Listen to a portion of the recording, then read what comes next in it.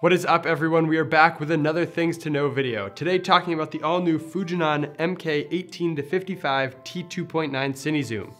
In this video, I'm just going to be talking about the features this lens has and some of the physical characteristics. If you want to check out the optics, I'm putting a link at the end of this video to the lens test I did, so you can check that out there.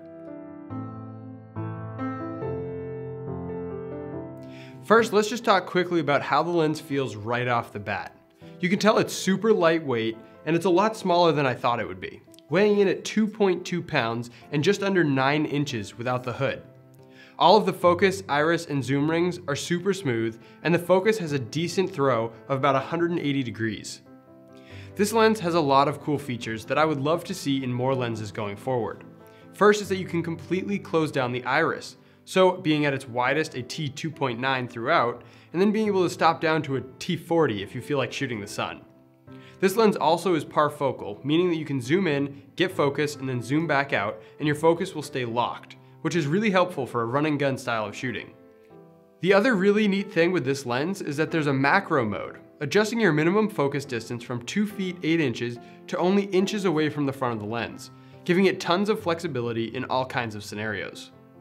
Following along with the Sigma Cine zooms, you get an 82mm front thread, so you can use variable NDs, and you have no need to weigh down your rig with a matte box and bulky filters. This last one will either fit into your features for some of you or a quirk for others, but this lens does an amazing job at reducing flares.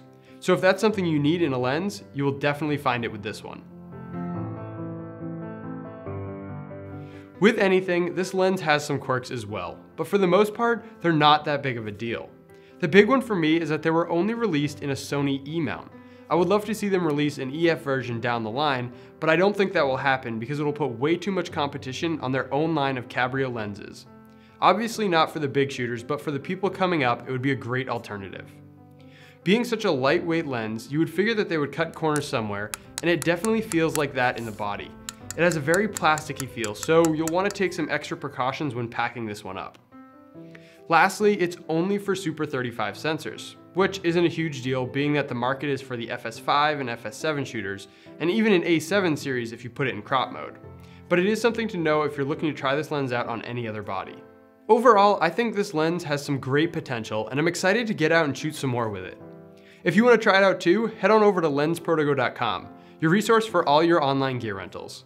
If you enjoyed this video, don't forget to like and subscribe, and let me know what you think of the Fujinon MK18-55 in the comments below. And keep an eye out for when the 50-135 is released later this year. As always, happy shooting.